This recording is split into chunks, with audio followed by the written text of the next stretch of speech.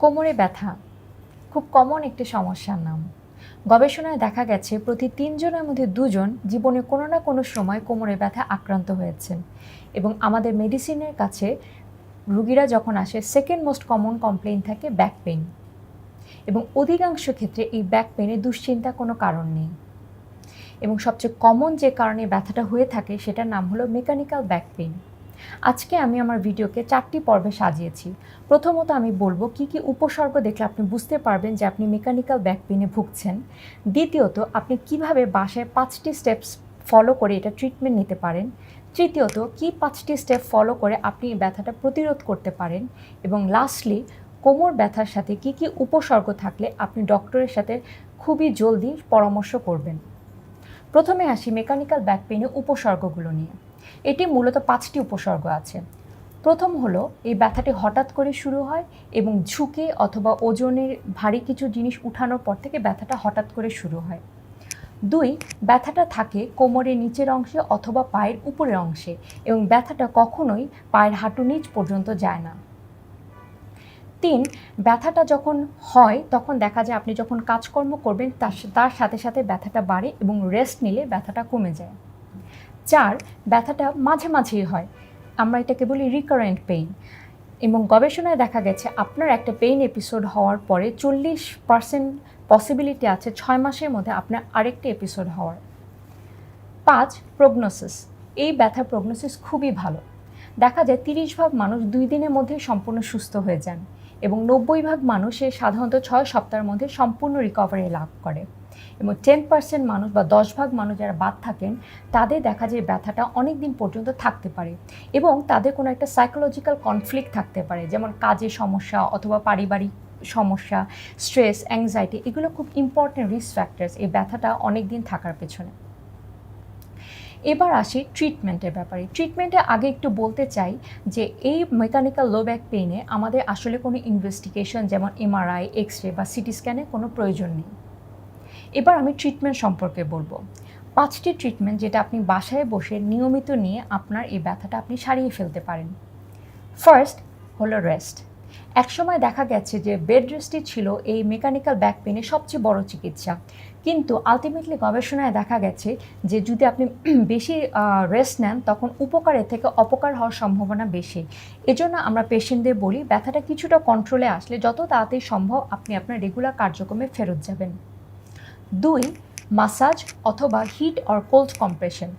এটা যদিও scientifically proved না, বাট অনেক রুগী ঠান্ডা বা গরম শেক ব্যবহার করে এর উপকারিতা পেয়েছেন, সেজন্য আপনি এগুলো ব্যবহার করতে পারেন। ৩ কোনো লাম্বার সাপোর্ট অথবা ট্র্যাকশন, এটাও খুব অল্প কিছু ছোট ছোট স্টাডিতে এটার উপকারিতা পাওয়া গেছে, সো আপনি এগুলো হেল্প নিতে পারেন।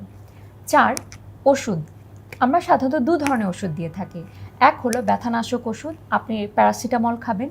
প্যারাসিটামলে ব্যথা না কমলে আপনি একটু স্ট্রং পেইন কিলার খাবেন, যেমন আইবুপ্রোফেন অথবা ইন্ডোমেথাসিন।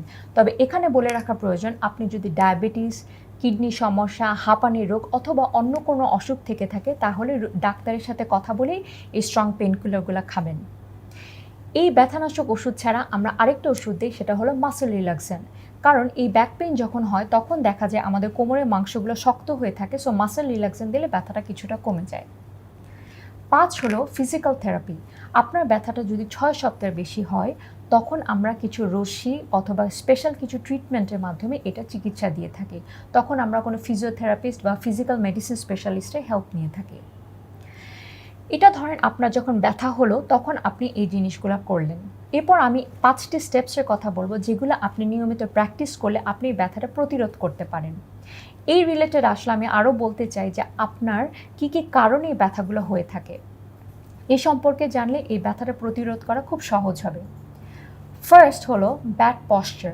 আজকাল দেখা যায় আমরা অনেকেই অনেকক্ষণ ধরে কম্পিউটারে অথবা ফোনে কাজ করে থাকি অথবা অনেকটা সময় সোফায় বসে অথবা শুয়ে টিভি দেখি। এতে হয় কি আমরা অনেক সময় কুঁজো হয়ে থাকি, যার জন্য আমাদের পিঠে চাপ পড়ে। এই পশ্চারটা আমাদের চেঞ্জ করতে হবে। আমরা যখন বসে কাজ করব তখন আমরা জানি সোজা হয়ে বসি, দরকার হলে পিছনে কিছুটা সাপোর্ট দিয়ে বসতে পারি এবং অনেকক্ষণ না বসে একটু গ্যাপ দিয়ে, যেমন কিছুক্ষণ কাজ করলেন আবার উঠে হাঁটলেন আবার বসলেন, এভাবে জানি আমরা গ্যাপ দিয়ে কাজগুলো করি।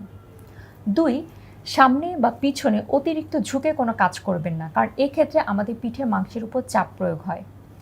3. Proper weight lifting technique. এটা হলো আপনি যখন ভারী কিছু জিনিস মাটি থেকে উঠাবেন, আপনি পা ভাঁজ করে নিচে বসবেন, জিনিসটা ধরবেন, তারপরে সোজা হয়ে উঠবেন। এতে করে পায়ের উপর চাপ পড়বে, কিন্তু আপনার পিঠের মাংসের উপর চাপ প্রয়োগ হবে না। 4. আপনার যদি ওজন বাড়তি হয়ে থাকে তাহলে ওজন কিছুটা কমাতে হবে, কারণ অতিরিক্ত ওজন আমাদের পিঠের মাসলকে উইক করে ফেলে। 5. আমাদের পিঠের মাসলকে স্ট্রং করার জন্য আমাদের কিছু এক্সারসাইজ করতে হবে, যেগুলোকে আমরা বলি ব্যাক স্ট্রেংথেনিং এক্সারসাইজ। আপনি কোনো ফিজিওথেরাপিস্ট, জিম ইনস্ট্রাক্টর, ম্যাগাজিন অথবা ইন্টারনেট থেকে এই ব্যাপার হেল্প নিতে পারেন। আপনি যদি এই 5টি স্টেপ রেগুলার ফলো করেন তাহলে আপনি লো ব্যাক পেইন থেকে, রিকারেন্ট এপিসোড থেকে অবশ্যই মুক্তি পাবেন। এবার আমি কিছু উপসর্গের কথা বলবো, যেগুলো আপনার খুব মনোযোগ দিয়ে খেয়াল করতে হবে। এগুলোকে আমরা বলি হচ্ছে রেড ফ্ল্যাগ সাইন। আপনার ব্যাক পেইনের সাথে এই সমস্যাগুলো যদি থাকে তাহলে অবশ্যই ডাক্তারের সাথে কথা বলে নেবেন। এগুলো কি? 1 নম্বর হলো আপনার ব্যথাটা কোনোভাবেই সারছে না এবং দিনে দিনে ব্যথাটা বেড়ে চলেছে এবং এমন একটা পর্যায়ে গেছে যে আপনার রাতে ঘুমও হ্যাম্পার্ড হচ্ছে ব্যথার জন্য। 2. আপনার কোনো ট্রমার হিস্ট্রি আছে, যেমন পিঠে কখনো ব্যথা পেয়েছেন অথবা অ্যাক্সিডেন্ট হয়েছে, এরপর ব্যথাটা শুরু হলো। 3.